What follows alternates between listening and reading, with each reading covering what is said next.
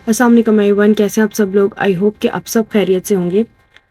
आज हम one two one talk करेंगे। आज हम बात करेंगे उन स्टूडेंट्स के ऊपर जिनका पढ़ाई में बिल्कुल दिल नहीं लगता, जिनको पढ़ाई करते हुए इरिटेशन हो रही होती है, प्रॉब्लम का सामना करना पड़ रहा होता है, उनका दिल ही नहीं होता कि वो पढ़ाई की तरफ आए, पढ़ाई की तरफ तवज्जो नहीं दी जा रही, फोकस नहीं हो पा रहा। आज हम उस बारे में बात करेंगे। ऐसा बहुत से स्टूडेंट्स के साथ होता होगा कि उनकी फैमिली, उनकी सोसाइटी, उनके टीचर्स, उनके पीयर्स उनसे एक्सपेक्टेशन रख रहे होते हैं कि बहुत अच्छा रिजल्ट लेकर आएंगे, वो पढ़ाई में बहुत आगे तक जाएंगे, अपना फ्यूचर बहुत अच्छा बनाएंगे। बट उन स्टूडेंट्स की अगर बात की जाए, उन बच्चों की अगर बात की जाए, तो उनका बिल्कुल भी दिल नहीं होता पढ़ाई की तरफ, उनका मन ही नहीं लग रहा होता पढ़ाई की तरफ, उनकी तवज्जो ही नहीं होती अपनी पढ़ाई की तरफ। आज हम बात करेंगे एक स्टोरी के थ्रू। मैं आपको एक स्टोरी के थ्रू एक लेसन देना चाहूंगी। एक टीचर था और एक स्टूडेंट था। जो स्टूडेंट था वो बहुत ही होशियार स्टूडेंट था, बट अचानक से उसका पढ़ाई की तरफ बिल्कुल भी रुझान नहीं रहा, उसका बिल्कुल भी दिल नहीं करता था पढ़ाई करने को। वो हर वक्त बस एक ही चीज सोचता था कि पढ़ाई बनी ही क्यों है, पढ़ाई करना क्यों जरूरी है, पढ़ाई से हमारा क्या बनेगा। एक दिन वो अपने टीचर के पास आया ड्यूरिंग द क्लास। उसने अपने टीचर से क्वेश्चन किया कि सर, मुझे आप एक जवाब दो कि पढ़ाई करना क्यों जरूरी है, हम क्यों पढ़े, हम क्यों फजूल के एग्जाम्स है, हमारी लाइफ तो वैसे भी अच्छी खासी चल ही रही है, हमें अच्छा खाने को मिल जाएगा, अच्छा पहनने को मिल जाएगा, क्या फर्क पड़ता है अगर हम नहीं भी पढ़े हुए तो, क्या फर्क पड़ जाएगा अगर हमने कुछ एग्जाम क्रैक नहीं किए तो, क्या फर्क पड़ जाएगा कि अगर मेरे पास ये इन्फॉर्मेशन ना हुई तो उसके सर ने उसको जवाब में एक पत्थर दिया और कहा कि तू बाजार जाके एक ठेले के ऊपर ये पत्थर रख दे, और जब भी कोई तेरे पास पूछे कि ये कितने का दिया तो उसको सिर्फ 2 उंगलियों का इशारा कर देना। उसने कहा ठीक है। वो अपने टीचर की बात मानकर चला गया। अब वो चला गया मार्केट। उसने जिस तरह उसकी टीचर ने उसको बोला था, उसने सेम वैसे ही किया। उसने एक ठेला लगाया, ठेले के ऊपर पत्थर रख दिया और बैठ गया। काफी देर तक उसके पास बिल्कुल भी कोई नहीं आया। सब बाजार में इधर उधर घूम रहे थे, अपने मतलब की चीजें ले रहे थे। जाहिर सी बात है, पत्थर है, पत्थर को किसने वैल्यू देना है, किसी ने क्या करना है उस पत्थर का। वो इसी तरह इधर उधर घूमते रहे लोग और उसके पास कोई नहीं आया। लेकिन थोड़ी देर बाद अचानक से एक बूढ़ी औरत उसके पास आती है और उससे पूछती है कि बेटा, ये पत्थर कितने का दिया तुमने। तो वो आगे से उनको कहते हैं, 2 उंगलियां उनको दिखा देते हैं, बिना कुछ बोले 2 उंगलियां उनको दिखाते हैं। तो वो उसको कहते हैं, अच्छा 20 रुपए, तुम मुझसे 20 रुपए ले लो और मुझे पत्थर दे दो। उसके दिमाग में क्लिक किया, क्यों ना मैं अपने टीचर के पास जाऊं। वो अपने टीचर के पास जाता है और उनको बोलता है कि सर, मुझे फला औरत 20 रुपए दे रही है इस पत्थर के, तो क्या मैं दे दूं। उसके सर ने बोला, नहीं, अभी रुको, तुम जाओ म्यूजियम में और म्यूजियम वालों को ये पत्थर दिखाओ, और जब वो तुमसे इसकी कीमत का पूछे तो उनको भी 2 उंगलियों का इशारा कर देना। वो बड़ा हैरान हुआ, बट फिर भी वो चला गया। वो चला जाता है, म्यूजियम जाता है, वहां पे वो उनको पत्थर दिखाता है। वो उससे पूछते हैं कि कितने का दिया। उसने फिर वहां 2 उंगलियों का इशारा कर दिया। तो उसको कहते हैं, अच्छा 20,000, हम तुम्हें 20,000 देते हैं, हमें ये पत्थर दे दो। उसका माइंड एकदम से वो परेशान हो गया, एकदम से वो हैरान हो गया कि यार, अभी थोड़ी देर पहले मुझे 20 रुपए मिल रहे थे और अभी 20,000 मिल रहे हैं, ये क्या चक्कर है। वो भागता हुआ अपने टीचर के पास आता है और उनको कहता है कि सर, ये तो अब 20,000 का बिक रहा, अब तो मैं बेच देता हूँ, अब तो ये अच्छी खासी कीमत का बिक रहा है। उसके सर ने कहा, नहीं, अभी रुको, अभी मैं तुम्हें सिर्फ आखिरी जगह पे भेज रहा हूँ, वहां जाओ और वहां उनसे पूछो कि ये पत्थर वो कितने का खरीदेंगे। वो चुप कर जाता है, लेकिन उसके सामने उनसे यही कहा होता है कि जब तुम उसके पास जाओगे तो उसको भी ये कहना, पत्थर दिखाना, वो तुमसे जब कीमत का पूछेगा तो उसको 2 उंगलियों का इशारा करना। और आपको पता है कि वो थर्ड जगह कौन सी होती है। वो जगह होती है जहाँ पे बहुत ही कीमती पत्थर बेचे जाते हैं, जहाँ पर बहुत ही कीमती हीरे, पत्थर, मोती, ये इन चीजों की वो शॉप होती है। वो बच्चा चला जाता है चुप करके। वो जाता है, जब वहां का जो शॉपकीपर होता है, वो जब पत्थर को देखता है तो वो हैरान हो जाता है कि इतना अच्छा पत्थर इस बच्चे के पास कहाँ से आया। आज तक उसने वो पत्थर नहीं देखा था जो उस बच्चे के पास था। दैट्स मीन वो पत्थर बहुत नायाब था। उस बच्चे से वो पूछता है कि कितने का दिया। उसने 2 उंगलियों का इशारा किया। तो आगे से कहता है, अच्छा 2 लाख, मैं तुम्हें 2 लाख देता हूँ, ये पत्थर मुझे दे दो, ये पत्थर बहुत ही नायाब है, मुझे दे दो, तो मैं तुम्हें 2 लाख दे दूंगा। उस बच्चे के तो होश एकदम से उड़ जाता है भाई साहब के, भाई 20 से 20,000 और 20,000 से 2 लाख, इतना महंगा ये पत्थर कैसे बिक सकता है। उसने वहां पर उनको बोला कि मैं आपको थोड़ी देर में आके बताता हूँ। वो भागता हुआ अपने सर के पास गया और जाकर कहता है कि सर जी, ये तो 2 लाख रुपए का बिक रहा है, अब बेच दूं क्या मैं। तो वहां पर उसके सर उसको क्या बोलते हैं कि नहीं, मैं तुम्हें इस थ्रू एक कहानी समझाना चाह रहा था, एक कहानी बताना चाह रहा था। ऐसा ही होता है लाइफ में, तुम्हारी वैल्यू भी इसी तरह है। कोई तुम्हें 20 रुपए की वैल्यू देगा, कोई 20,000 की, कोई 2 लाख की, लेकिन असल कीमत जौहरी ही समझ सकता है। एक जौहरी को ही एक हीरे की कीमत का अंदाजा हो सकता है। फ्रेंड्स, इंसान को ना हमें अपनी लाइफ में अपनी वैल्यू का अंदाजा होना चाहिए। हमें पता होना चाहिए कि हमारी क्या वैल्यू है, हम किस जगह पे खड़े हुए हैं। हम अगर आज मेहनत करते हैं, हमारे अंदर कितनी कैपेसिटी या हम कितना अपने अंदर चीजों को स्टोर कर सकते हैं, हमें इस चीज का पता होना चाहिए। क्योंकि जिस दिन हमें अपनी वैल्यू का अंदाजा हो गया, उस दिन हम दुनिया का कोई भी एग्जाम क्रैक कर सकते हैं। फर्क सिर्फ इतना है कि हमें थोड़ा सा फोकस का जरूरत है, थोड़ा सा, ज्यादा नहीं। बहुत से स्टूडेंट्स क्या कहते हैं कि हमने सूरज की तरह बनना है, सूरज की तरह चमकना है, उसकी तरह जो है ना वो शाइन होनी चाहिए हमारे अंदर। मगर वो स्टूडेंट्स ये बात भूल जाते हैं कि उस सूरज की तरह चमकने के लिए उस सूरज की तरह तपना पड़ता है, कड़ी मेहनत करनी पड़ती है, बहुत सारा टाइम देना पड़ता है, तब जाके हम वो सूरज बनते हैं। उससे पहले कभी सूरज नहीं बनते। मैं आपको 3 प्रॉब्लम्स का सामना बताऊंगी जो स्टूडेंट्स को मोस्टली करना पड़ता है ड्यूरिंग द स्टडी। सबसे पहली चीज, उनको किस चीज का सामना करना पड़ता है?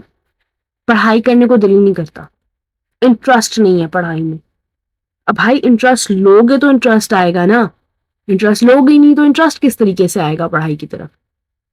जिस दिन आपने इंटरेस्ट लेना शुरू कर दिया टुवर्ड स्टडी, उस दिन ट्रस्ट मी आपकी सारी प्रॉब्लम्स सॉल्व होना शुरू हो जाएंगी। आप फोकस नहीं कर पाते। फोकस की यही बड़ी प्रॉब्लम है कि आपका दिल ही नहीं कर रहा पढ़ाई की तरफ, आपका इंटरेस्ट नहीं है पढ़ाई की तरफ। उसका बेहतरीन हल क्या है कि आप वो टॉपिक्स पढ़ो, वो सब्जेक्ट उठाओ जिसमें आपका इंटरेस्ट हो, जो आपको पसंद हो, जिसको करने में आपको मजा आता हो, वो वाला सब्जेक्ट लो। सेकेंड प्रॉब्लम क्या आती है हमारे पास? सबसे जो मेजर प्रॉब्लम है वो ये है कि distraction, different kind of distraction हो रही होती है हमारी माइंड में, डिफरेंट बातें घूम रही होती है जब हम पढ़ाई करने बैठ जाते हैं। मेरे फलां दोस्त ने मुझे क्लास में ये बात कही थी, यार उसने क्या कहा था, वो क्या बोल रहा था, मुझे तो याद ही नहीं आ रहा। शिट, मुझे क्यों नहीं याद आ रहा? अब वो आपके सामने बुक खुली हुई है, बट आपका फोकस किधर है? आपके दोस्त की बात के ऊपर कि उसने मुझसे क्या कहा था, मुझे वो बात याद आ जाए। बट आपको वो बात ही याद नहीं आने वाली। आपका फोकस अपनी पढ़ाई की बजाय, अपने सब्जेक्ट के ऊपर देने की बजाय, आपका फोकस आपके दोस्त की बात पे चला जाएगा। तो उसका बेहतरीन हल क्या है कि आप उसको फोन उठाओ, कॉल करो और उससे पूछ लो कि भाई तुमने मुझे क्लास में उस टाइम पे कुछ बात की थी, वो बात क्या थी, मुझे याद नहीं आ रही और जिसकी वजह से मैं डिस्ट्रैक्ट हो रहा हूँ अपनी पढ़ाई की तरफ।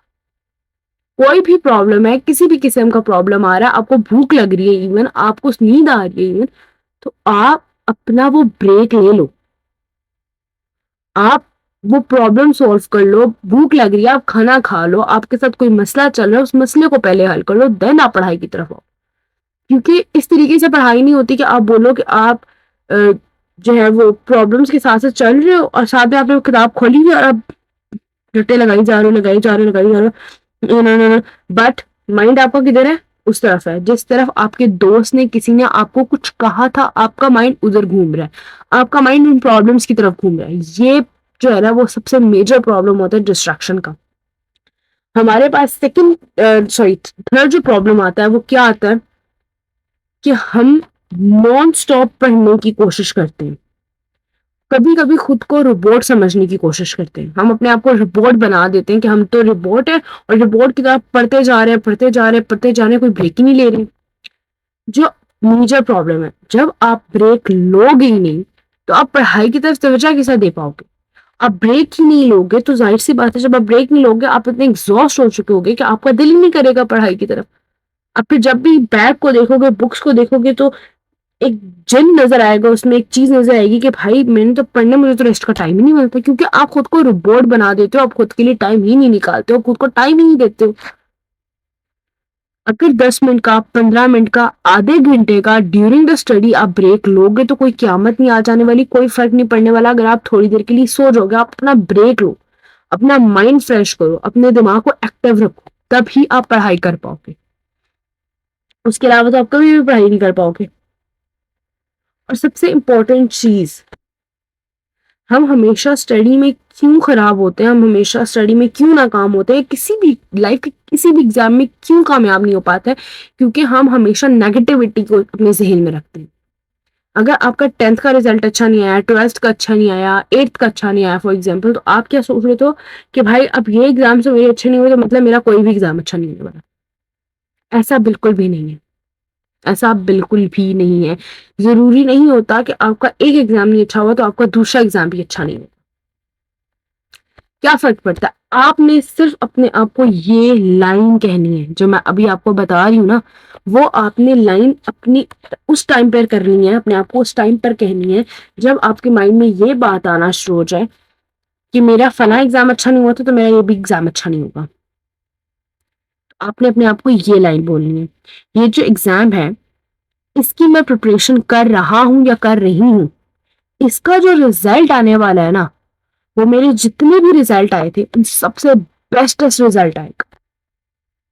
जब आप ये लाइन उस वक्त अपने आप को बोलना शुरू हो जाओगे ना, जब आप डीमोटिवेट होगे, जब आप ये सोचोगे कि मेरा ये वाला एग्जाम भी उन्हीं एग्जाम की तरह होगा, मैं कभी भी क्रैक नहीं कर पाऊंगा, तब आपने अपने आप को ये लाइन बोलनी। और ट्रस्ट में, ये लाइन आपको बेस्ट रिजल्ट तक ले जाएगी, क्योंकि सारा खलल दिमाग का होता है।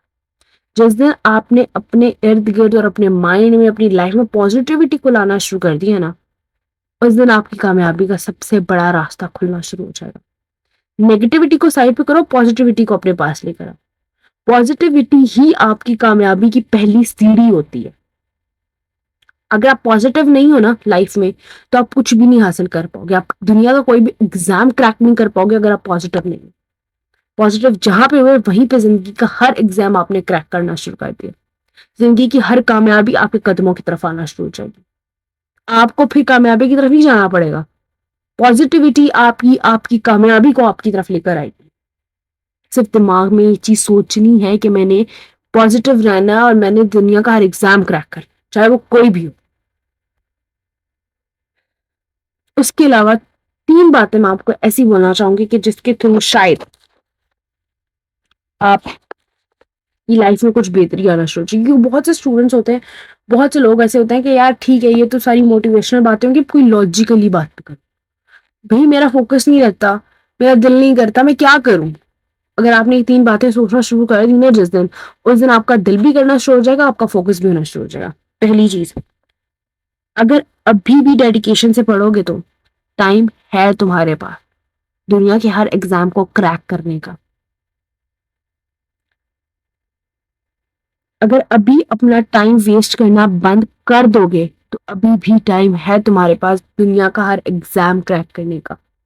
अगर अभी से अपनी नींद पे कॉम्प्रोमाइज करना स्टार्ट कर दोगे तो अभी भी टाइम है तुम्हारे पास दुनिया का हर एग्जाम क्रैक करने का। और नींद पे कॉम्प्रोमाइज करने का मतलब ये नहीं है कि आप अपने आप को थकाना शुरू कर दो, रिपोर्ट बनाना शुरू कर दो, नहीं फ्रेंड्स। नींद को कॉम्प्रोमाइज करने का मतलब ये है कि जहां पे आप 12-14 घंटे सोते थे ना, वहां पे आप 8 घंटा सो जाओ, स्टैंडर्ड नींद लो, उसके बाद अपनी पढ़ाई के ऊपर फोकस करो। अगर आज आप यूट्यूब के ऊपर नहीं रहोगे, आज आप इंस्टाग्राम के ऊपर नहीं रहोगे, आज आप फ्रेंड्स के साथ फिजूल पार्टीज में नहीं जाओगे तो कोई फर्क नहीं पड़ेगा।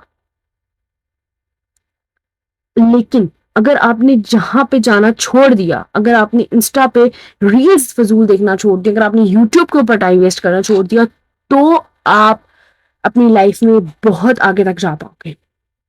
मैं ये नहीं कह रही कि इंटरटेनमेंट से हट जाओ, इंटरटेनमेंट भी लो, इंटरटेनमेंट लेना भी जरूरी है लाइफ में, बट 2 घंटे का, 3 घंटे का, उससे ज्यादा मत लो, क्योंकि आपका प्रेजेंट ही आपका फ्यूचर बनाता। आपने जो पास्ट में किया उसको छोड़ दो, उसको मत ज़हन में रखो, अपने प्रेजेंट को के ऊपर फोकस को, अपने अपने प्रेजेंट को अपने ज़हन में रखो, क्योंकि आपका प्रेजेंट आपका फ्यूचर बनाता है। जी हाँ, इसमें कोई शक नहीं है। Your present will decide your future and it's 100% true. आपका जो प्रेजेंट है वो आपका फ्यूचर डिसाइड करता है। आपने जो अभी किया वही आपने कल काटा। वो कहते हैं ना कि जो बीज बोगे वही फल काटोगे, ये 100% ट्रू है। आज आप जिंदगी में जो करोगे कल आप वही हासिल कर पाओगे।